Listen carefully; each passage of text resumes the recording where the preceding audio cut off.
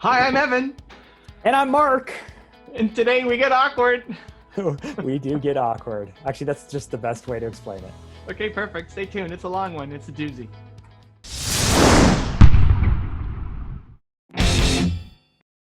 Hello, hello. Hello. Let's Nice get the video hat. going. I Right? love that Listen, hat. I show up. I'm early. I'm ready to go. And Drager. Here's the thing. I gave You were Alex a 2-minute warning, and I said, Alex, I'm gonna call with Evan in 2 minutes.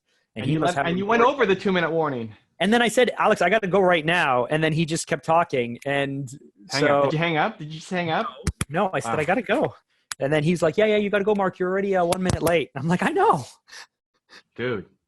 I like my comment. So this is my threat to Mark when I realized that he was talking to Alex. Alex, goodbye, all caps. Need to talk with Evan, all caps. Just hang up. I'll tell him later. Hang up. Not even a goodbye. Just close it ASAP. And then Mark showed up. So it makes me happy. Here we are for the Something Improved podcast, where we come together every week to make sure that you know that you're not alone. We have our ups, we have our downs, but you're not alone. Wow, the intro's changing. I've just had a bananas day. Whatever, you're fine, Mark. I know. No. Okay. I know. So I brought props. I brought props. Like besides the Fanta hat. you're So here to listen. bring me So props? You're here to bring me props? no, Oh. no. A prop. So Brandon Burchard gave me his high performance habits. I want to say journal. Workbook? No, it's not a workbook. I guess it's like a journal. I forget what it is. I think it's high performance habits journal. I might be getting that wrong. Anyway, it doesn't matter. You got to do it for 30 days. Most people will stop at 7, so do it for 30. It's like, okay, whatever. Brandon challenges me. I'll do it for 30 days. So one of the things every day is you got to find something, a way to surprise somebody. So I said, Mark Drager, and I'm going to wear the hat for the episode. And I noticed right away, and I appreciate After it. he gives me a hard time for not giving him a little bit of a shout out on his script that he wrote for me. Mark writes this script for me for my video, and I'm making my videos, and then he sends me a DM to say I'm disappointed that you didn't do a little shout out or something. Oh, I expected it. Come on. Watching all of these takes and all of these videos. Brutal. Like, yes, good. Meanwhile, while he's I know typing that, I know at the end you're going to get to the point where you're going to be like, "Hey, Mark, it was for you, thank you," or something. No, there's no way. Instead, you finish Listen, your take, and you're like, "Heart, great delivery." Let me tell you, Mark, it did not even cross my mind. Wow, thanks. But while Mark was in his little, whatever mood, typing that up, I was on a podcast talking with a mortgage marketing podcast. And at the end of it, guess what I did? I said, hey, you know what? I run this podcast with a friend of mine, Mark Drager, who runs a digital marketing agency. And I think he would be a great guest on your show. And he said, great, let me write that down. It's like, don't worry, I'll make an email intro to you. So Mark now has a bonus podcast episode that he gets to go on. That is some real love, and I'm wearing the Fanta hat. And Jesus, the Mark Drager love today. I can't see what that is. This is mustard. Oh, mustard. I do like mustard. But this is, okay, I have two kinds of mustards here in my hands. Yes. Okay, this is the organic yellow mustard from Whole Foods. Mm-hmm. This is the Savor Prepared Dijon mustard, organic. I believe also from Whole Foods, but I'm not sure. Okay. Do you know what the number one ingredients in both of these are?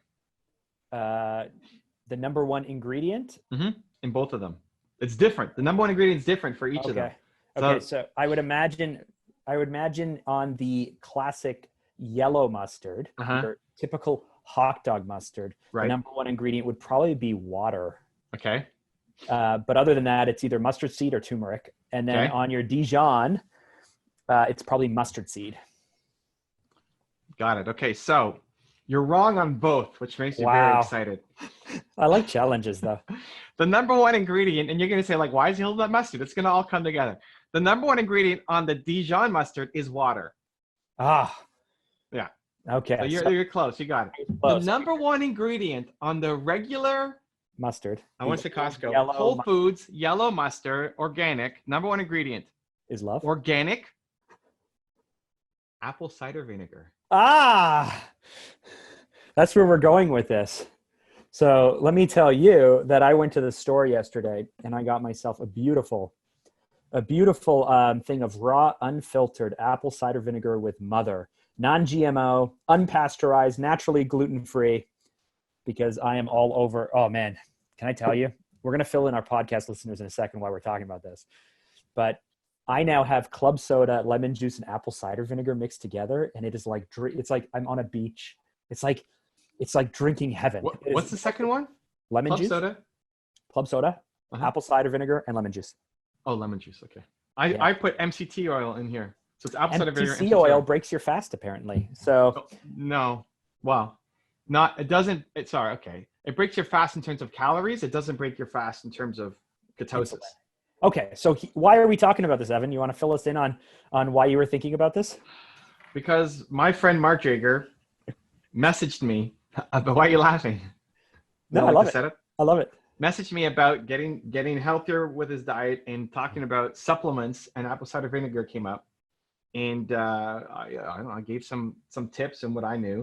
Mm-hmm. But then I went to my fridge and I was eating a sausage, and mustard is keto friendly. So I said, I wonder what's in mustard. And I would have guessed water, but for whatever reason, it called to me to actually look at the ingredient list. And then I had a eureka moment when I read organic apple cider vinegar is the #1 ingredient. This might as well have a picture of Mark Drager's face on it. That's what I thought of. Amazing. My whole world became about Mark Drager. So I'm talking about the mustard. I'm wearing a hat. I'm introducing him to podcast episodes, and he's giving me a hard time for not giving a little tiny shout out. He's just showering me in love. Unbelievable. You know that one of my favorite things I like to do is just poke you just a tiny bit, right? You know that, right? Well, now you're never going to get a shout out at the end of a video. Wow. Yeah. I don't believe you, because you're not going to remember that. I might. I'll remember that. I'll remember that. I might remember that. Okay. So see, when there's expectations, I don't want to do it just because. That's fine. Like birthdays and Valentine's Day and all that. Yeah, stuff. That's fine. I won't get it anymore ever again. Yeah. So the reason why I was doing all of this health stuff is I've been on keto for a very long time. I saw really, really, really great progress. And now I need to set new goals for myself, because I realized in the last few weeks, I'm kind of hitting that, you've hit a goal slump, you hit a goal and then I just don't know what's next. I don't have the next challenge lined up. I don't have the next thing. And so then you start to let things slide a little bit. You start to gain a little bit of weight back and all this stuff. Ooh. And the second thing is, I just honestly, as much progress as I've made in all areas of my life, I still just don't believe things are possible. Right. And so, I still deep down inside, I just go maybe this is it. Maybe I hit my peak. Maybe I can't get lower body fat, or maybe I can't go more aggressive with my diet. So this is interesting, actually, because you did introduce naturally the topic I wanted to bring up to you. Okay. So the last few days I've been moving over to a 23-hour fast. He's old at it. 22, 23 hours. It's not a single meal a day. It's just down to a 1.5 hour eating window where I still eat 2 meals. Okay, great. I eat 2 meals. So this is my new strategy, but okay, but wait. What's the time? It's from when you start to when you finish eating the second meal. Yes. Is it an hour and a half, or you start the second meal after an hour and a half? No, it's an hour and a half. All in, done eating. That's been the last. Mouth clean. Nothing in there. Yeah. So I'm a few days into this. So here's where it started, and let's go all the way back. Right. So Evan suggested I've 2 years now. I got the photos of me 2 years ago being on the trip to Disney with my kids, where on that trip, I looked at photos of myself and thought, I look horrible. I look terrible. We don't feel good. This has got to change. And so we came back and we started dieting and exercising a little bit. And then I kind of took the summer off. And then my life kind of fell apart. And then Evan took me to Tony Robbins, and I set new health goals, and I got a little bit healthier, and I worked out a little bit more. And then in the spring of last year, Evan said, Mark, you got to try keto, because I was doing morning supplements that I didn't even realize had all kinds of bad things in it that was pulling me out of being healthy, and all these secret, I don't know. You went through the ingredient list of the morning greens that I would have. And you were the #1 ingredient was, I think it was sugar. Apple powder or something, or potato starch. Okay. So anyway, I went on keto. I don't remember that, but And cool. every step along the way, I've been every time that I have a breakthrough, it's when I feel like I'm not going to be able to have a breakthrough. And then it just randomly happens. So then you're ready. That's not random. Anyway, okay, keep going. It feels random. It feels random. So you just said every time this happens, then this happens. That's the exact opposite of random. What I'm saying is I can track my weight loss and my fitness, not to like, I make decision A, I see outcome B. It's like I make decision A and a bunch of weeks go by and nothing seems to be happening and I get disheartened and give up. And then suddenly it just pays off. This is it. And then suddenly, and I'm like, this is great. And then I make another little change and then nothing seems to happen. Nothing seems to happen. And then something suddenly happens. So what is that? That's a pattern. Great. I'm starting to see a pattern here. Oh, wow. So it's not random. Perfect. Keep going. Jesus. Evan, is anyone following along? Anyway, so here's the thing. So a few days ago, I finally go, like, I have one of these, like, this is enough type of moments. Like, I'm going to challenge myself to go to the next level again. There has to be a next level. Okay. There has to be a next level. So I started listening to and doing some research based off people that Evan listens to in terms of, insulin levels and like who? Oh, Dr. Berg? Dr. Berg. And then I went really deep into Dr. Fung. Is that his name? Yeah. Oh, the fasting guy. Yeah. The obesity code. Listen to some podcasts on that. Yeah. And ultimately it was one of these spur of the moment idea to action things. On Tuesday, I was going to be in an all day training. The night before, I laid out my food and I had such a bad day eating. Like I just didn't feel proud of myself. I had some, too many almonds, or I had some, sugar-free chocolate. I just didn't feel good. So the next day I'm standing at my counter, seeing all of my food laid out, knowing I'm going to go to this all day event. And I'm just like, you know what? If I walk out right now without this food, I won't have anything to eat today. I won't have anything to eat today at all. Okay, I'm going to leave right now. So I just left. All the food was left on the counter. My wife's like, you forgot your lunch. I just left it all there, got in my truck, drove to this all-day event, showed up telling myself that I'm not going to eat anything today, and we'll see how it goes. And then I got home. I was telling Evan how proud I was of myself because I'm doing something that's kind of hard for me. And got home, had my meals, and then this is what Jacqueline says to me yesterday, and this is the point of the topic. She's like, Mark, she's freaking out about this again. Every time that I decide to challenge myself with something bigger, she reacts very uncomfortably. And so finally I was like, why do my challenges make you feel insecure? Because that must be what it is. Mm-hmm. I'm not asking her to follow me on this journey. I'm not asking her to model my challenge after, do the same thing I'm doing. But she reacts this way. Louis reacts this way. People react this way, right? And her response was like, Mark, I'm scared for you because you become fanatical about these things. Why does Louis react this way? Okay, anyway, that's not the topic. Lots of people do, but this is the topic. The topic is that when you want to challenge, so first you don't think that you're capable of doing anything, and then you taste what you're capable of, and then you start to challenge yourself and you start to progress and get a little crazier and a little crazier and a little crazier. And even when you bring people with you, if you can, you still make them incredibly uncomfortable in the growth. So here are the 2 or 3 ways that we could take this conversation. I'm thinking, 1, I know lots of people that you have to leave behind when you grow. 2, when you really started to push me, I started to grow in August, I had to sit down with Jacqueline and have a conversation and be like, I see red flags. I think my quote to her was like, I see red flags waving everywhere that we need to do this together and grow together. Otherwise our relationship will suffer. And then 3, even when you're bringing people along with you, every time that you decide you're going to do something kind of next level, it just makes people so uncomfortable. I told her 24-hour fasts shouldn't even worry or scare her because I'm already researching 5-day fasts. And that just blew her mind. That made her really, really angry. So first off, let me say, welcome to the crazy land. You've officially arrived. Yeah. It's happened. You're no longer the guy that everybody can relate to and everything because you're crazy now. You've crossed over. The moment I realized it was when you said, I didn't feel proud of what I ate that day because I had a little sugar-free chocolate and too many almonds. That's the thing to not feel proud of. Oh man, this is amazing. Mark Drager has crossed over. He's officially on the crazy side. This is great. Ah, I had to get that out there. I wrote it down because I was going to forget. This is great. This is like the value prop that Mark Drager brings is feeling. This is so good. Okay, so what's the question? I set up the topic for you. Like I want to talk about. You're talking friends or you're talking family? Here's what I want to know. I want to know the Evan Carmichael magic way to say one. When you want to grow, the biggest thing that's going to slow you down isn't actually even just not only your mindset. It's the fact that everybody will be working against you to have you grow because it makes them uncomfortable. Two, there are certain people that you don't want to give up. You want to grow, but you don't want to give them up. Let's be honest about that. I want to grow.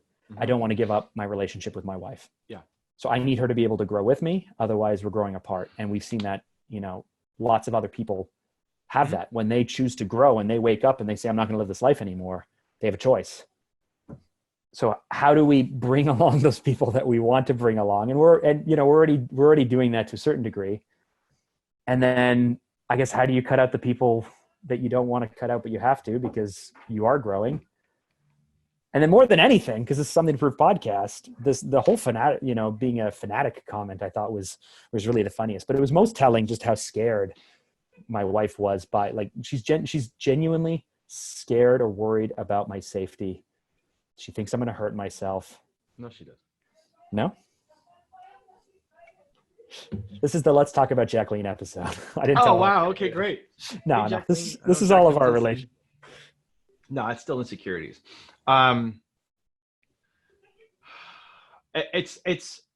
It's her living in a land of fear and doubt and playing small and being worried, as opposed to being a place where, that's interesting. Let's research. Let's see if there's a way to do it. Right.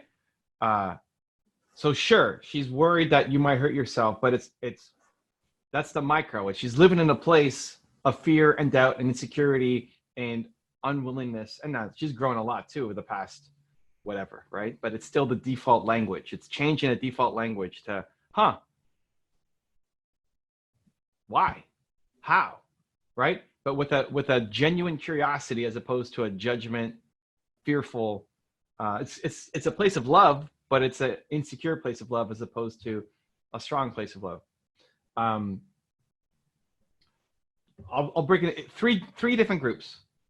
You've got your friends and the people around you who maybe you have outgrown, and maybe you still need to hang out with them, but you just don't talk about these things, right? And if they can't support you, if you're going out for pizza or whatever and you can't eat pizza, then you say, hey, I'm gonna fast today, right? And if they keep judging you every time you do it, then you stop hanging out with them.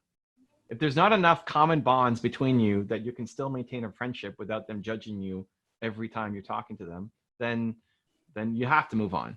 But there might be enough of a common bond, just stay away from other topics, right? You're both fanatical about marketing, great, talk marketing.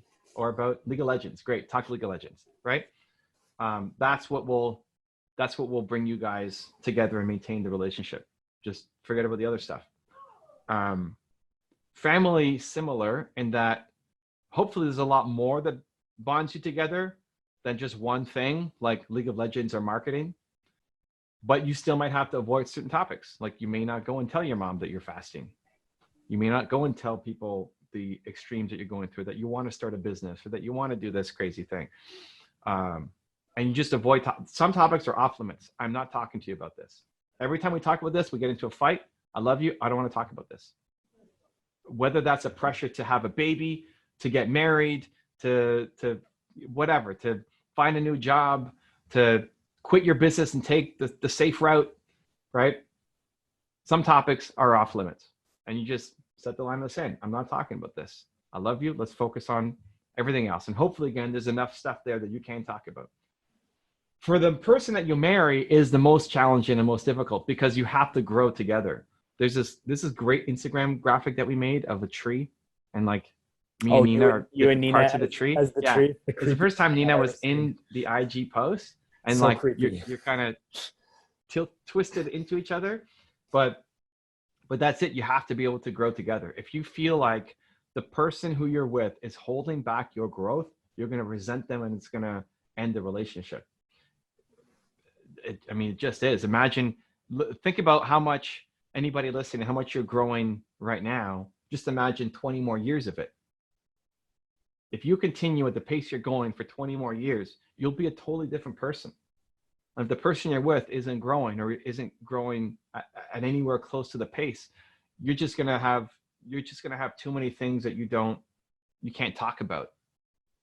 And that's fine if it's your mom and you're seeing her, you know, I don't know how often people see their moms, but once a month or something, maybe a phone call once a week for the super hardcore people. That's fine. You're not seeing them all the time. I think the super hardcore people talk to their parents every day. No way. Really? Yeah. Well, I know people who literally talk to their mom or dad every day. Great. So you're talking to them for a little bit every day, or you see them, you know, once a quarter. I don't know. It's still limited exposure. You're not with this person for chunks of time and you want to spend the rest of your life with them. The more you grow and the less they don't, and the less that they don't support you in your growth, the more you're going to resent them and move away, and it's going to end things. And as it should. Like you need to be with somebody the most important thing I think is being with somebody who supports your dreams and what you're trying to do. You know, I don't care if Nina is working for me or working as a cash register for Walmart. Like as long as she's happy with what she's doing, I'm pumped. I don't need her to be an entrepreneur.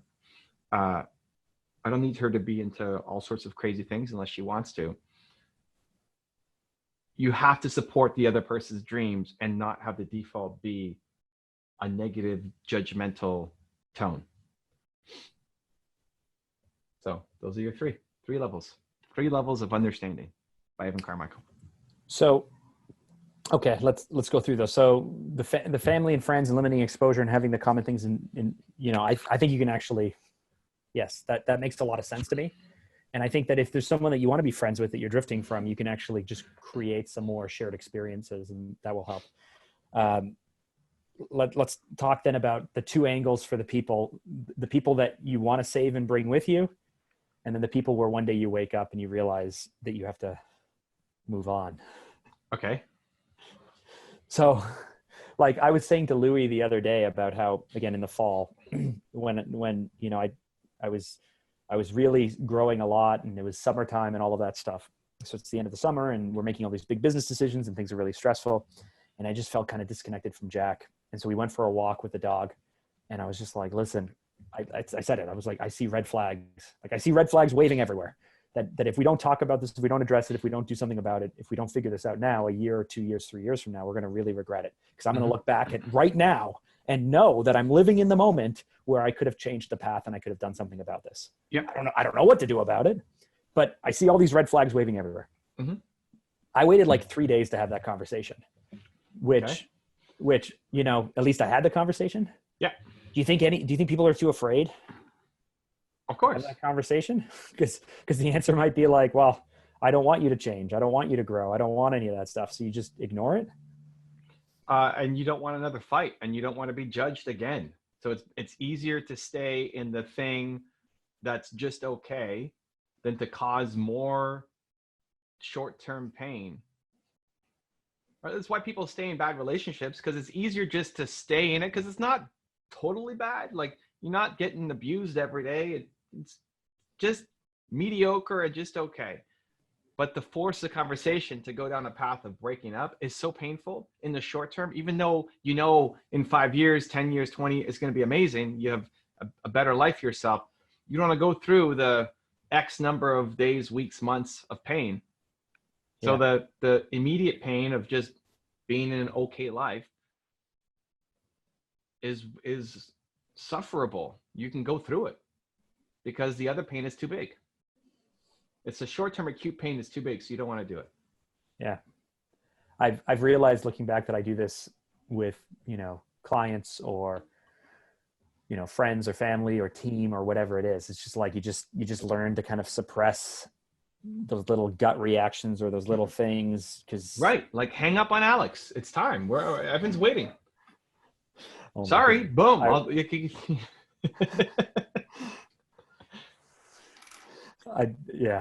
Yeah, it's just fear. I don't know if I'd be able to do this. No, you should do that. It's 2 minutes. Boom. Like that's how we do. Yeah.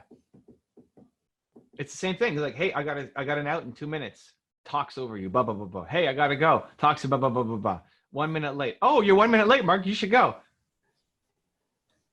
It's the same thing, just on a smaller scale. The short-term pain of dealing with it and saying, Alex, I need to go, goodbye, hang up, click, is bigger than just sitting there and letting it build. To be fair, I was 4 minutes late to start the call with him. So if, for all of those who are clipping this and sending it to Alex, I was admittedly 4 minutes late to start the call. Alex is fine. I want to be transparent here. Yeah. So what? Mm-hmm. So what do those of us do when so great, red flags, I saved it. We're having the conversation. Jack's now worried that I'm becoming fanatical again. I'll figure out some way to, the reason I'm asking these questions is these aren't surface level to me. These are like literally the things I'm not good at. No, but you are. I'm not good You are at, fanatical. Okay. Yeah. I should be fanatical. I've been comfortable being very obsessive about things for a long time because it's really the way that I'm able to get things done. Yeah. Is just becoming super obsessive about something. Yeah. But fanatical is a whole new level for me now. Whatever. It's the same thing. Obsessive, fanatical, whatever. I like it though. Yeah. But this is what I want to be. This is who I am. This is what I love. I love this. This is the best part of me. Are you saying that about yourself, or you want me to say that about myself? Oh, okay. Yeah. This is you about yourself. No, because you are fanatical as well, and that is sure. very admirable. I admire that within you. Sure, but here, like, she's saying it as a negative, and you want to interpret it as a positive. Oh, I do. I loved it. I was like, that's great. I love that. Yeah, but that's the problem, right? Okay. That's the conversation. I love that I'm fanatical. Right. I love that I sink my teeth into something and I have to finish it. I love getting the porch built out and whatever, the deck, even though I haven't finished the mini. I love being obsessive. The mini, haven't finished the bathroom, haven't finished Jonah's bedroom, haven't finished my office. I don't need you to come on with me, but when I love that about me. Right. And it's the same thing with Nina. When I want to do something, it's happening. Right. And I'm always inclusive. Like, hey, if you want to join me on this, let's go and do it. But if you don't, it's happening anyway. And if I felt like I couldn't do it because Nina is holding me back, then you can accept some small situations. Like maybe this just means so much to her that I don't go XYZ. But if that's happening all the time, then that becomes a problem. Okay. So what do you do? What do you do in that situation? You sit down and talk to her about it? You go to counseling? You figure it out? I mean, Nina, what would Evan do? What have we disagreed on when I said, like, I really want to do something and you didn't want me to do it? What comes to mind? Nothing came to mind. This isn't the problem we struggle with. I know you guys don't have a lot of confrontation in your marriage, do you? No, that's not true. We have confrontation over other things. But not over, like, we fight over minor things, not major things, which is why we usually we stay together. Why didn't you tell me this? Why didn't you put this away? Things like that. The classic one is like, I'm neat and she's clean. So like she would be bothered if the sink is not cleaned. Okay. I'm bothered if my desk is messy or there's stuff hanging out. So she's very clean. I am neither clean nor neat. Yeah. Neither of those bother me. That's what we'll fight over. But like last week I'm in Puerto Rico and then I got to come for an extra week and I need an iPhone. And he was like, okay, don't worry, I'll figure it out. I'll come down. I'll buy an iPhone. I'll bring it. And the first iPhone didn't arrive in time, so she went and bought another iPhone. So now you have two, or you returned one? No, we have two iPhones. She has one. She's going to keep the other one. Amazon didn't, I don't know, or wherever she bought it from didn't come in time. So she went to Best Buy or something and got the next. Anyway, it doesn't matter. But she did all that. That became her whole day. Unplanned. I was supposed to fly home the next day or whatever. And that's us at our best, I think, like in terms of supporting the other person and their dreams and what they want to do. That's us at our best. And so we don't fight a lot over those things. Like, even if she doesn't want to do it, what I love about Nina, she'll come once and try anything. like the Wim Hof ice bath is a classic example where she hates cold. Did you hear that? She said, I hate the cold. She hates the cold. And she did better in the ice bath than I did. She went all the way to her neck, and I'm like here, like freezing. But she came and did it. Now, if I said, hey, I love ice baths. I want to do it weekly kind of thing. Every week, I'm going to go get a freezer and put it on the balcony. She'd be like, have fun. And people sit in it, right? It's like, it's going to happen. I'm going to get the freezer. It's going to sit on the balcony. I'm going to go out there and sit in it. But Nina, would you join me every day? No, she's not going to join me every day. It's not going to happen. But she's also not going to. But she's also not going to stop you from doing that. No, but she's not going to stop you from doing it. Evan, I have my garden out there. No, I don't want you to have this freezer on the balcony. Yeah, so we'd have to figure it out, right? Like, if something else is there, what's the plan? But I think that's it, man. I think like on a macro, being able to support each other and what you're going through and what they want to do, especially trying new things. I think we do that. I think, you know, we've been together 20 years. Obviously, I'm not trying to suggest that, you know, we don't have a good relationship. She's very, very supportive of me. I feel like I'm her biggest cheerleader a lot of the time. And so I was just thinking about it because it's like, the more that I challenge my kids, the more that Evan Carmichael washes over me, and then I suddenly start becoming everyone else's Evan Carmichael. It's not Evan Carmichael is just an idea. Yes, I know, a concept. Okay. And as I start to Evan Carmichael other people, there we go, it's a verb. You know, I just want to shorten that window with the people in my life to not just go, oh, Mark, he's crazy. I'm looking for more acceptance a little bit quicker, and not the uncomfortable resistance. And if there's probably something I can do to change how I explain things or how I think things, or not just dropping ideas on people or this or that, to try and remove the fear from them, because this is with team. This is when the entrepreneur goes, I know what we're doing. We're now going that way. And the team gets all scared and worried. Or, you know, when you make a big decision and your spouse or your loved ones aren't comfortable with it, when you decide to start the business, when you decide to sell the business. For the people closest to you, then yes, then the proximity and the communication will allow them to move faster and understand what you're doing. For the people around, they won't, because you're just growing too quickly, and you should be. This is why I started saying Mark has entered into the crazy land now. Like, to the general public, you'll be seen as crazy. That I actually like that, so I'm cool with that. I like it too, but I think to be able to, I get it when you say, "Man, I had a bad food day because I ate a little too many almonds." You know, I get that, but most people, when they have a bad food day, they're downing like 40 Big Macs, right? So those people, you have to baby step up. They're going to look at you and think you're crazy. But there'll often be a moment of weakness where they hate their life so much that then they see how happy you are and they come and say, hey, Mark, they're like so desperate to try anything, and they see you having success and having happiness that a lot of times they'll come and say, how do I do what you've done? So that's like the Saint Francis of Assisi. Is that his name? Right? I know him. I don't know the context. Oh, so his famous quote is preach the gospel always, and if necessary, use words.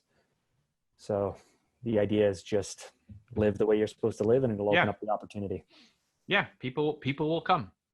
But the people on your team, like this becomes important, right? People on your team, if Mark Drager operates best where he's doing these short bursts and decides this is what's going to happen, you need a team to support that. If every time you come with a new idea and we want to move quickly on something, they roll their eyes like, oh man, like that can't be the team, right? So like when I think of the people on my team, I think of Ray in particular. Every time I got something new to go, I'll often just default to give it to Ray, because he's just pumped about everything. Everything we did 2 weeks ago, that doesn't matter anymore. That's a big mistake. Do this. All right, let's go. It's the best. Those are the people that you want. And even within my business, I've segmented in that there are ongoing projects that we need to get done. So like we make 6 videos a day, right? There's procedures that go to make all that happen quickly, smoothly, efficiently, which we keep, and we'll make minor tweaks and changes. But whenever I'm all in on something, like I need to get something done, then we go into like Navy SEALs mode, and I'll pull some people and say, guys, let's go make this thing happen, right? Mark Drager is part of the Navy SEALs team, pumping out crazy content, and different people and different things will be part of the team depending on what I need to get done. But as a general rule, people are resistant to change, then it's just not a fit. I mean, they shouldn't be with you, because then you're going to question your decisions. Everybody's resistant to change, right? Sure. You're resistant to change. I'm resistant to change? Yeah. Sure. But if you're with people, you're pumped about this new thing that you want to do, and the consensus is always, oh man, there goes Mark being stupid again. Well, yeah, I mean I don't want to hang out with those people. So well, they shouldn't be on your team. Yeah. So people need to know. You don't think you're resistant to change? You think you're open to change? I think it depends, like everything else. Like if you said, hey, Evan, I want you to, I don't know, what do you want me to change? What do I want you to change? Yeah, what should I change? Where am I resistant to change? That makes me very uncomfortable to talk about so openly. Great. I think the things we're working on around your marketing and your brand and how I want to elevate your brand. I think how you choose to spend money on some things and not other things. I think you've built grooves that you're very comfortable operating certain ways in, and it has a lot of pros and it has some cons. Yeah, I mean, meanwhile, I'm doing lots of things that make me uncomfortable. And so it's just, it's breaking through, right? Honestly, like I was getting on board with the elevate the brand thing. Now I'm almost totally off the wagon. I realize like it's actually not the game.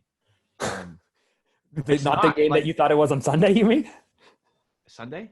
Yeah, Sunday when you came back from Puerto Rico, and just a few days ago, when you were like, I gotta. It's a marketing challenge. I gotta crack marketing. Definitely. No. It is a marketing challenge. Yes. My problem is a marketing challenge. It's not a elevate the brand challenge. Okay. Like it's so black and white. If you look at the marketing campaigns that are crushing for a lot of the people who are my contemporaries or even way ahead of me, and if you looked at the elevate the brand experience that we're talking, like they're not doing it. Few people are, but there's nobody whose brand you would look to and say, man, like just what they did. Marie Folio. Great. I'm talking about people. Great. Awesome. Like in any case, you can find one person who's the weird duck. I love it. Okay. But one, it's the hardest thing for me because it's not my default template. So great. So there's 18 different ways to win. Here's the hardest one, which can definitely help. And here's 17 other ones that you can do faster and easier, and that other people are doing and crushing on a bigger scale than Marie Forleo. So why don't we follow some of those, right? Like I'm saying both. No, but it can't be both. Like you're doing 18 things, there's options. Push the one you get the highest leverage in. This is like saying, should I do YouTube ads or should I do whatever?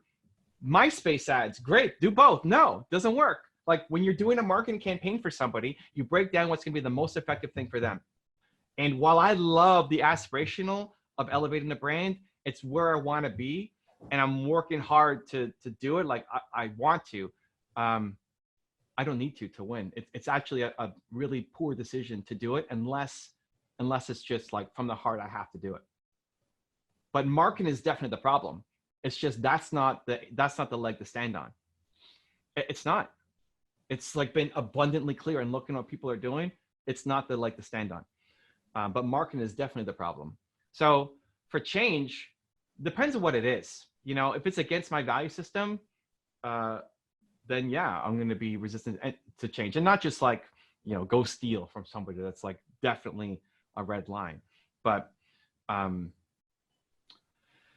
even the concept of spending money on things, I don't like spending a lot of money till I'm making money, right? So I'll always default to that. I like that about myself. If to change that, then it becomes a values conversation, which is a much deeper conversation than the tactic that might be suggested. So open to it, but it's a much bigger conversation. Mm-hmm. Default's going to be to shut down. Other changes, like you want to, I don't know, change the color, change, there's got to be a good reason for it. So when I say that Evan is sometimes resistant to change, this is why, because he's a very, very, very smart, sharp, thoughtful, considerate person. Yeah, it's got to work. Who can talk me out of anything, but no, deep down in my, it's got to work. Guys, it's got to work. I've learned so much from you over the last decade plus, but over the last 2 years, I've learned so much from you. And it's just become clear how like just very differently we think, like just very, very differently. And I'm trying to think more like you and be more like you, but there's a few things where I'm just like, if Evan could get on board with just a few things that I think are important, I just feel like he could do a great job. I'm not saying it's the answer. People, everybody has ideas like you should go on the donut diet. Awesome, great. You should start smoking. I'm not everyone, Evan Carmichael. I'm your friend. No, but okay? but care. This is people. If Mark Drager comes with an idea, I'm going to be open to it. I'm going to give it way more latitude than anybody else. When other people, it's like almost always a shutdown. And for different things, like when Alex comes with a new song recommendation, it's like, I'm not listening to this because he's shown me that we have different tastes in music and he's given me like 10 songs. I haven't liked any of them. So like, I'm not listening to this song. Right? You gotta like go way above and beyond with a crazy song that I'm gonna love to just rebuild a little bit of credibility in that area. Right? I was on board with the elevating the brand. I wasn't on board with going off and just hiring somebody yet because we also don't, in my head, we don't have the assets and the team and everything else to support everything they need to be doing. But coming back from Puerto Rico, I realized this is not how I should be playing the game. It's just not the best. It's not the most efficient path. We could talk it out. I'm happy to. But it's like me asking you. So us talking about your speaker. Oh yeah. Your speaker video, right? Yeah.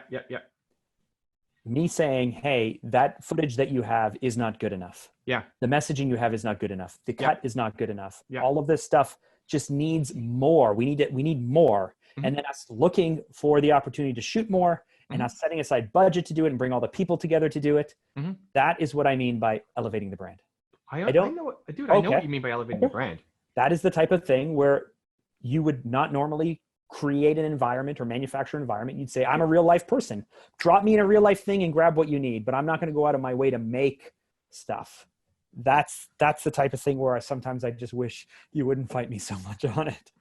And you want me to have a full-time brand manager or creative director or whatever we're going to call it.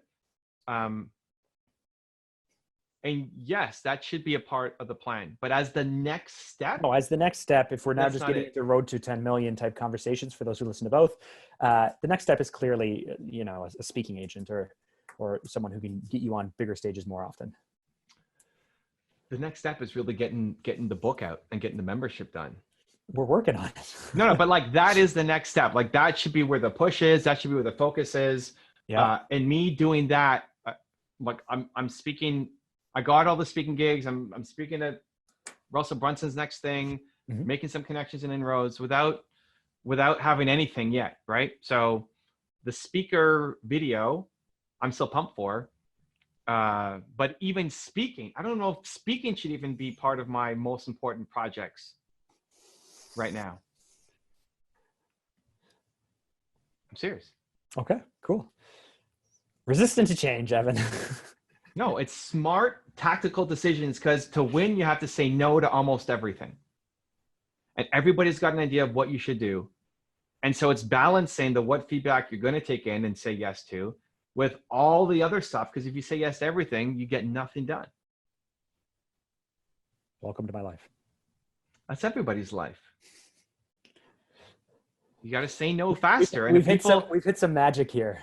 if people tell you the episode about this, but there's something to what you're saying. If people tell you when they give you a great idea in their head, this is a great idea, and they tell you, well, you're not doing it because you're resistant to change. Okay, great.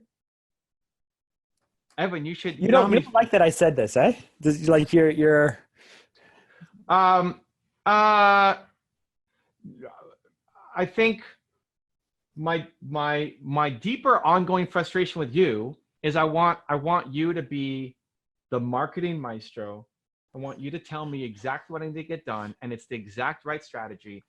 Like I was thinking about you, honestly. So I was thinking about you a lot at the mastermind that I was at with Brendan and all his friends, right? And everybody's world class at something, right? At something. That's why they're there. That's why they're in the room. Whether it's finance or marketing or personal development or something, right?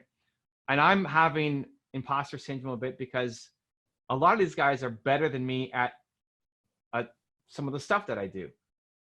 But within a YouTube context, I destroy all of them, right? And that's why I got the invite, because I've not just been doing it for 11 years, but I know what I'm doing. Like I am world class. If you're talking for thought leaders, which all of them are, I'm the best in the world. Which is why I got an invitation to the table. When we're talking about other stuff, I'm back into my like insecure mode and I don't know how to bring value. And I can't share all the conversations that are happening, but I have thoughts and opinions, but people have been through it. So I'm, zipping my mouth for a good chunk of it. And then when I thought about, like, I was like, how do we get Mark Drager to the table? How do we get Mark Drager to this table? Right? What's Mark Drager like world-class at? And it's nothing yet. And it pissed me off. It's like, no, Mark Drager needs to be the world-class marketer to come here and teach Brendan and teach Dean what they're doing wrong.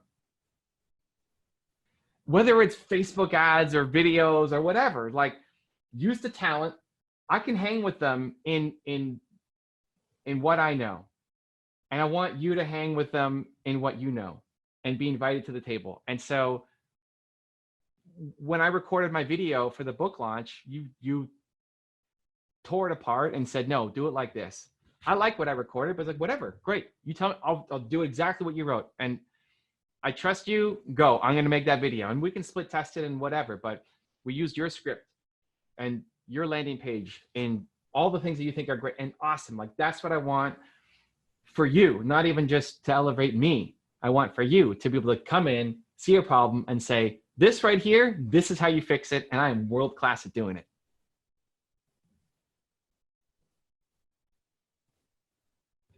Might be a bit of a gut punch, but that's what I was thinking, dude. No, it's not. Thinking. It's not a gut punch. No, that's what I do. It's not a gut punch because welcome to what I think about myself all the time. Great, but like, so let's go. You're on the other side of it. No, I'm on the other side of it in one thing.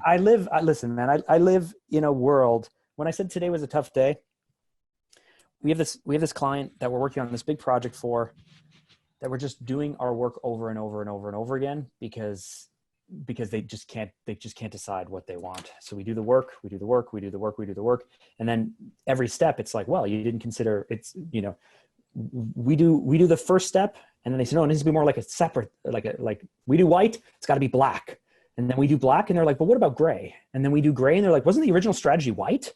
And we say, well, what about white? And they're like, but there's not enough black in there. And it's been like just week after week after week of this, because truthfully, your script or my script, and I told you this on the phone the other day, all I can tell you is what my gut is telling me is wrong with it. Mm-hmm. But I live in an objective, non-empirical system and world where you're right. Elevating the brand for one person does great things, but it doesn't for another person because, things don't strike, things don't hit. You run one Facebook campaign and it works with one audience and one time, you try to replicate that, it doesn't another time. I want to make marketing predictable, certainly, but I don't have the confidence to say, Evan, because here's what I know. My script or your script, split testing them and putting them in the market, I don't know that mine will win. All I can tell you is that I know in reading your thing that I felt very uncomfortable with how fast we were moving through certain structural things. Mm-hmm. And so the strategy side of me says, we can't do this. We have to do this other thing. But So there's two pieces to it. But that's it. One on the tactics is knowing your craft, so that if you sent me thumbnail designs or you sent me a template for your video, you want my feedback on what you're saying, I'm giving you my opinion, but it's based off of what I've seen work over and over and over and over again. Now, you might throw up a thumbnail that you like better that then works. I'm not right all the time, but it's a decent hit ratio from all the experience, right? So that's what anybody who's been through it, they're not right all the time. As you said, marketing is not predictable. So even when Brendan or Dean are doing these fancy videos versus them walking down the beach, they don't know when the solution's going to work, but they have a good sense, right? So the more experience you get, the better sense you can make. The bigger play on the strategy side is knowing the opportunity and knowing the client, and then giving them the right advice and then pushing them in that direction. So why are you laughing? I'm laughing because it's the conversation we had when you were going to do your Porsche and you wanted your Porsche wrapped. And I said, and I was walking around with my dog and I was pulling some stuff up and I said, I don't have time for this. And you got all mad because I'm not wearing your skin enough to give you the Porsche that you want. Okay. I don't remember. Okay. And it's just the same. It's just the same. Yeah. Wearing the skin. Well, it's just for the sure. same frustration again. Yes, because I can't operate with the level of confidence that you're looking me to operate with, because my business is like, I don't want to say that YouTube is simpler. It's not simpler. It's not simpler by any means, but you're in a system. If you had to have the knowledge you have of YouTube for every single media platform and online and offline, that would be the type of thing that you're asking me to be able to crush for people. What I'm asking you to do is understand marketing and understand your client, and then give them the best strategy that fits where they should go. And I believe we do that. You're asking but elevating the brand in how we talked about it shouldn't be my main focus. I want people to take you more seriously. I hear you. I do too. And people judge people. People judge a book by its cover. It's not the main. Evan Carmichael quote: "You're in the book cover judging business." It's not. So yes, I want people who will hire you, who will give you sponsorship, who want you to come and speak. I want them to take you seriously. I agree. And some of these people, great. And some of these people will love everything about you, and some of these people will look at your cartoons. And I like the cartoons. I don't even want you to kill the cartoons, but some people look at the cartoons and go, whoa, what is this?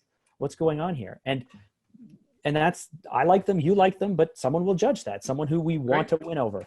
And so when we look at your entire brand, when we look at what you feel like and what you look like, that's the thing that I just want us to try a little harder in some of these places for. Awesome. But we're doing zero on lots of other places where we should be doing much more. It's not the number one problem. And it's not what I'm good at. And so that combination means that shouldn't be the main focus. This must be a me issue then, because you know what, I run into this argument with you and with people who you've trained, let's say, because people who you've trained are not here to defend themselves. Okay. They go, you're the expert. Tell me what I should do. And I go, A, B, C. Yeah. And then they go, but what about this? And it's not the main thing. And there's 14 other things. And I go, fine, let's focus on that, I guess. And you guys just end up, you want us to step up and to tell you what to do, but you have already arguments for everything and thought through everything. And so we haven't thought kind through of becomes like, what do you want? No. Okay, Mark, you got to get out of like what defeatist complaining mode. I want to be world class at something as well. Yeah, but you have to be right. Right? Like you can't be right in objective things. That's like saying you got to, like stock traders. Sometimes they can be, but you can't be right on everything. Great. Not right on everything, but understand your client, understand the problem, and be right. Like this is their best strategy. On a macro, you have to get the right strategy. On the micro of what script is going to do better, this one feels off versus this one, we could split test both. Great. But to know, like, this is where you need to take your company. This is where you need to position your brand. That's what you have to get that right. And I think if that's the level you're talking about, I think that I'm naturally very good at that. I think that I could do it better, that I could build systems, that like we're doing all of those things. No, But it's not at a systems. gut It's level, understanding the I think client. I'm good at that. And understanding the market. Yeah, but that's why I get frustrated, because I agree, dude. I think you have the potential to do it. But the elevate the brand is not the leg to stand on. It's either a miss in terms of knowing me or a miss in terms of knowing the market. And either way, it pisses me off.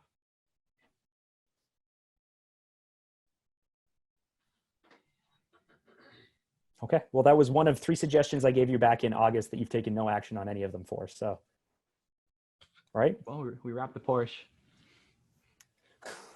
Great. But we've wrapped the Porsche, a gold Porsche that you smile at every time you look at it. So it still brings you secretly some delight. Yeah. So well worth it. I agree. This is it. Like, it's lots of important things. You want to make every dollar count and give your clients a result, especially to give you the wiggle room to then go off and suggest other crazier things. The first thing picked has to be the win. Like, this is the smallest lever to pull to have the biggest impact. Do this. That's what people are looking for. And then if you're right and you feel you're right, then you push hard on it. Like, you need to go off and do this.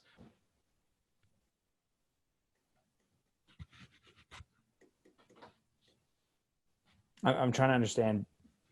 I'm trying to understand how you feel that, you know, what we're doing with your book launch and your landing page, and how active and how much time I'm trying to give you. Yeah. And I don't know how you don't feel that I'm already trying to do this for you. No, I think it's great. I love the page you created. I think it's fantastic. I think it's definitely better than what we have. And I think it's just okay. Like, so, yeah, but I get it. But I'm not already like going into like, hey, Manny, we could take, you know, weeks and we could do this stuff. Like, but like, that's the problem. It doesn't need it. That's not the problem. I know. So that's why I'm not giving it to you. You're not giving it to me? That's why we're not doing the other stuff. But exactly, like, that's actually the right thing to do. That's right. That's fantastic. Yeah. That's the right thing to do. But there are other things that weren't on the page originally that I sent it back for. You know, there wasn't a call to action above the top, and there wasn't this and that before. And I was like, this isn't good enough. And that's the right thing to do. But what? That's great. Okay, so tell me in what way I could get better at this. But tell me in what way that I'm not. You can't already see that I'm already trying to do this for you. Oh, you're trying your face off. It's not a question of effort. So, okay. So you're proud of the effort, but the results are frustrating you? You said you started with how frustrated you were. I'm frustrated on your behalf. Okay. Because I want you to sit at that table. A long time of my life frustrated. So great. So there's a reason why I got depressed in September of 18. And there's a reason why in May of 19, there's an episode. You're going in circles. You're going in circles. Great. This is it. Great. You need to be world-class at marketing to get a seat at the table. And I want to be proud of my friend Mark Drager blowing all of their faces with his marketing program, strategy, tactics. And when you're sitting down with somebody, you have to know what their objective is and what the best path forward for them is. And then push insanely hard that they have to go off and do it. And if they don't, they're letting themselves down. You do this every few weeks. You give me another thing that I'm supposed to be something at. You don't want to be world-class marketing that? I'm just telling you what I was thinking. I want to be world-class at something. Great. Yeah, I want you at the table. You should be at the table. Listen, when I recommended you to that podcast, I'm pumped. Like, you're going to crush that podcast. That guy doesn't even know who's coming. It's going to be insane.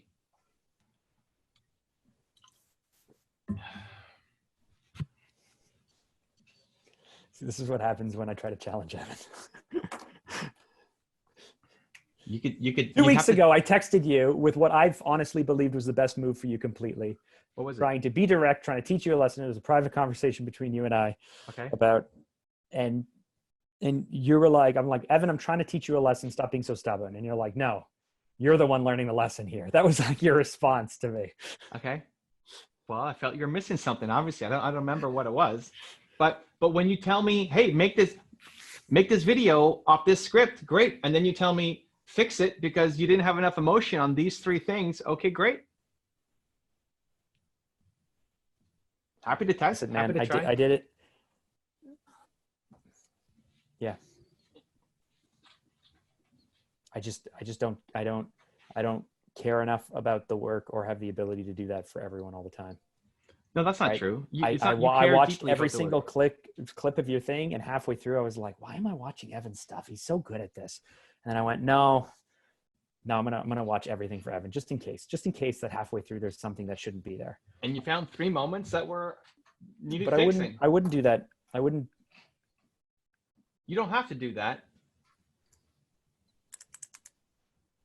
You don't have to do that. So here's why it's not a gut in the punch in the gut. Here's why it's not a punch in the gut. 1, I agree that I have no reason to be at that table.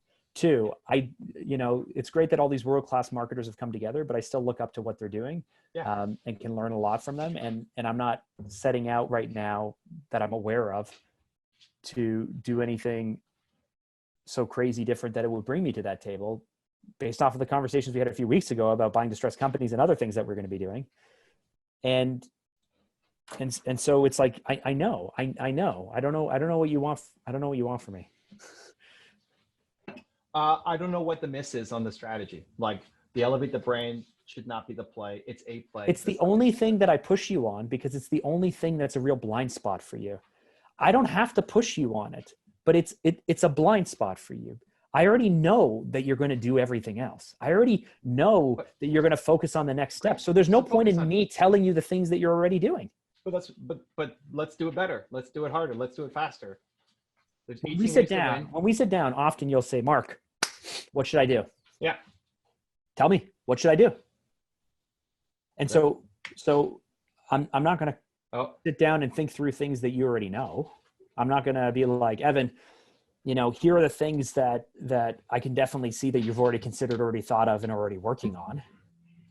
So all I can do is move to the things that I think that innately you don't want to do or don't like to do, or you have a blind spot for.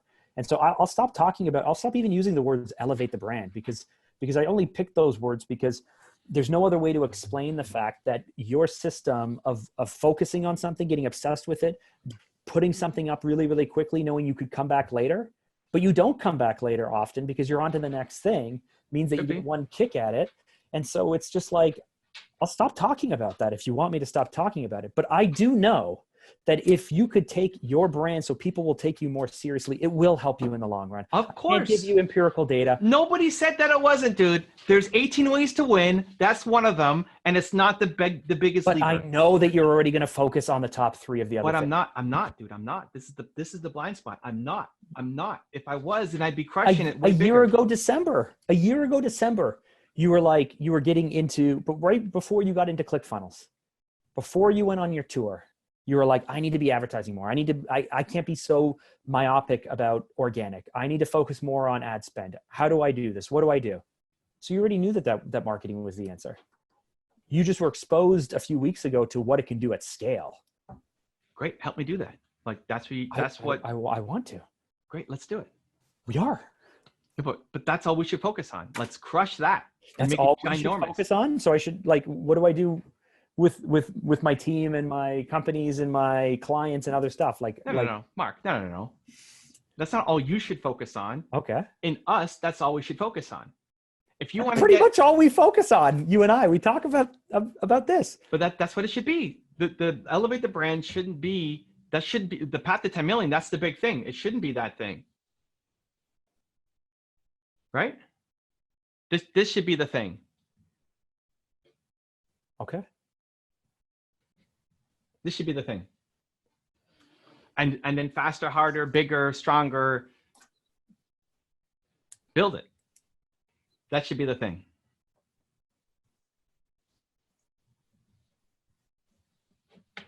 No?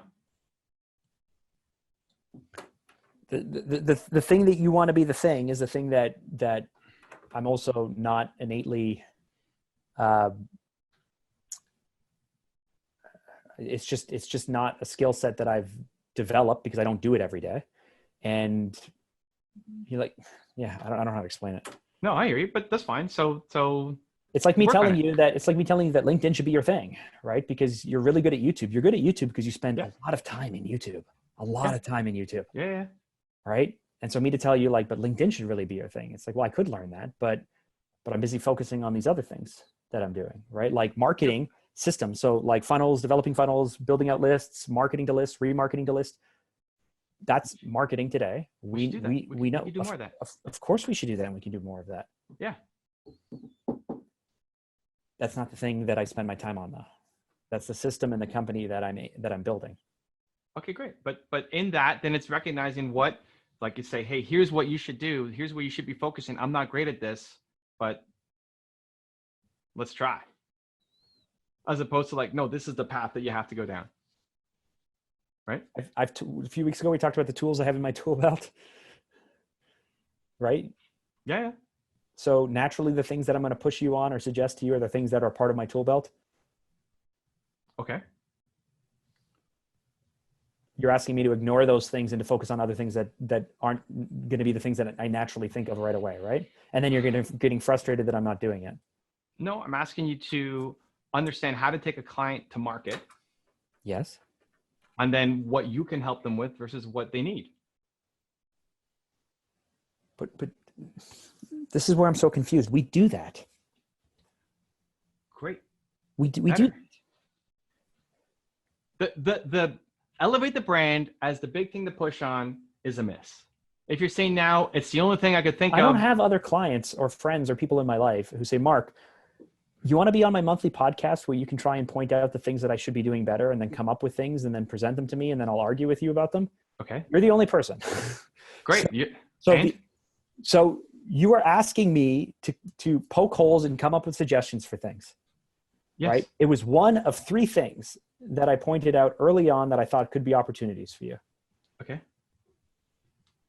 But it became the main thing. Because you told me I'm working with Steve, I'm working with my agent, I'm pushing him, I'm taking care of it. Great. Let's cross that thing off the list because we're making progress with that. And then you say, and then when we met after the tour and we agreed that maybe you don't think speaking is the thing right now, but you're like, I got to focus on speaking. We got to get on more stages. We need more people to know what we're doing. That led to a speaking agent. You said, I'm crossing that off. We're taking care of that. You told me you're not going to hire a brand manager. Mm-hmm. So that's fine. I don't know. I don't understand. I don't understand what you're saying. You're saying it's not the answer. Don't focus on it. Great. I'm not going to focus on it. You're just pissed off that I've talked about it. Like you're frustrated that I even mentioned it when it was the thing that it got narrowed down to because of the way of the podcast and what you're asking of me. I think now you're not giving enough attention, but even if that was the case, so stop with that. I'm not giving what enough attention. That became the thing. It was one of three, great, but then that became the thing. There was a follow-up thing. And this is your job as the marketer to say, you should not be focused here. This is a minor thing. This is not where we need to be. This is not where, Evan, you're making a mistake. I'll do it with you. You're passionate about this. I'm going to help you do it. I love you. Let's go do it. But I still think you're making a big mistake. You got to be doing this thing over here.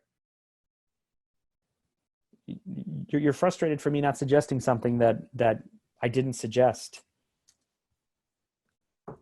What? Because I didn't think of it? Because it wasn't part of the conversations we're having? Like, I don't know. Like this is one of those situations where I literally don't know what to say.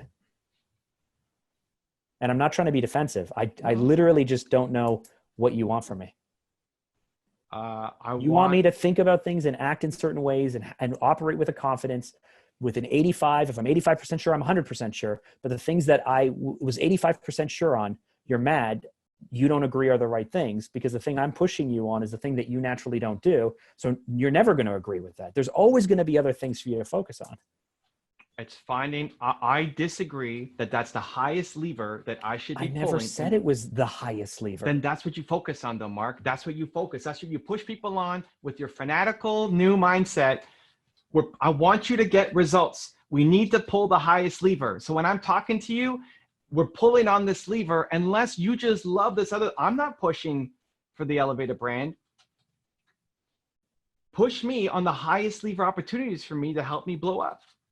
And the same thing for every I don't have a line of sight on every aspect of your business. You don't need every aspect. The most important, you ask the questions to understand what the strategy should be for the market that your client's going after, and you tell them, here's what you need to do. This is your highest leverage play to make, and hopefully you can help them do that, but maybe it's something that's outside your zone that you can't, but you know it works, so you're pushing somewhere else. But if it's within your wheelhouse, this is what we're going to work on. Do you agree? Yes or no? Like, if it's no, then tell me why. And they're passionate about launching something else. Okay, I'll help you with that, but this is still the thing. You're missing an opportunity, and you don't let go of that to get them on board, because this is the right thing for them to do. And you don't talk about the other stuff. 30,000 different levers, awesome. Like, that's the job of any expert, is to shorten the gap and say, this is the path that you should be taking.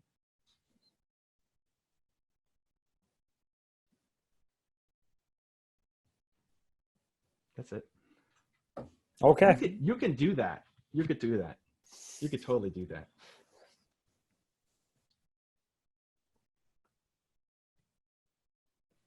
Thank you. What we're doing, this thing right now has a lot of potential. And maybe you didn't know this idea or strategy or whatever. Great. It's a new opportunity coming up. But in looking how all these other people have won, it's awesome that we're able to identify Marie Forleo as one standout with a great brand, and maybe 2 or 3 other people who are okay with their branding. But lots of people have crushed it on a giant scale, bigger than the one who has the highest elevated brand. So how have they done it? And then in understanding your client, who's not leaning in on that by default, let's not make our client do something that is more difficult for them instead of what they're great at, and leverage what they're great at.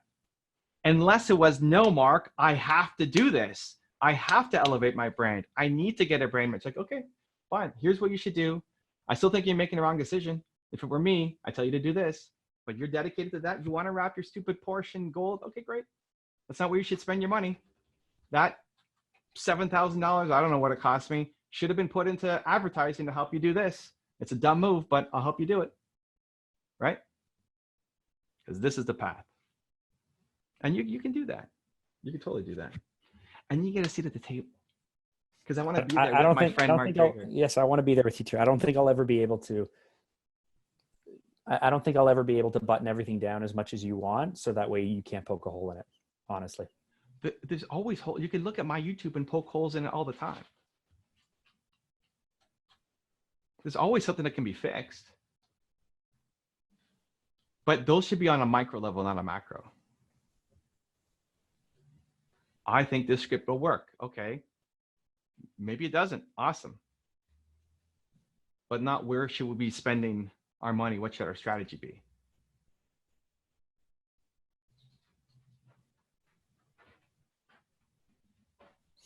Yeah. Or like, I don't know what I'm like, when we did the whole event marketing, you haven't done event marketing before. We learned a lot. We made a ton of mistakes along the way, it set us up for hopefully a better 2020 tour, which didn't end up happening. But it's like, this should be what works, but we don't know. So let's test it. And so I expect it, we expect results to kind of somewhat come in. Okay. This is fantastic. Is It's it a great opportunity? Yeah. Yeah. Here are the options. Yeah. Okay. Elevate the brand is a great strategy for someone who cares tons about brand, and they can be the best. And it's not that I should not pay attention to it. It's just not, with everything else going on, that shouldn't be the number one focus. Like, it's not the top 5.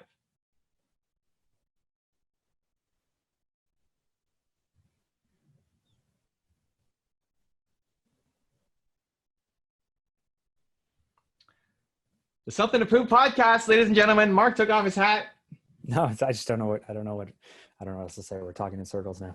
I don't know if you're gonna feel good or bad about it, but I blew through a Skype call that I was supposed to have 15 minutes ago. Sorry, man. Because of the love. Nina's not happy, and she's giving me the thumbs downs. Listen, Nina, it was important. Well, you missed your call. I will. It's fixable. Family crisis. Just say family crisis. We'll reschedule. I don't even know who this person is. Family crisis. I apologize. It happens. Family crisis happens. Mark's family. Did you know that, Nina? It's Mark Carmichael Drager. We've adopted him. Oh, wow. I think actually you're older than Nina. Maybe not. It doesn't matter. We're born in the same year. She's actually, I think she's, what's her birthday? March 15th? Mm-hmm. Yeah. So, and she's born in 83? Mm-hmm. Okay. Yeah. So she's 9 days older than me. 9 days older than you. Perfect. Great. We can adopt you officially. That's awkward. Mark Carmichael Drager. It happened. If you want to hear my stories about hanging out with famous people, check the video right there next to me. I think you'll enjoy it. Continue to believe, and I'll see you there. Hey there, I'm Mark. I'm Evan. And on this week's very, very special episode, and we talk about Evan hanging out with famous people for a week. That too.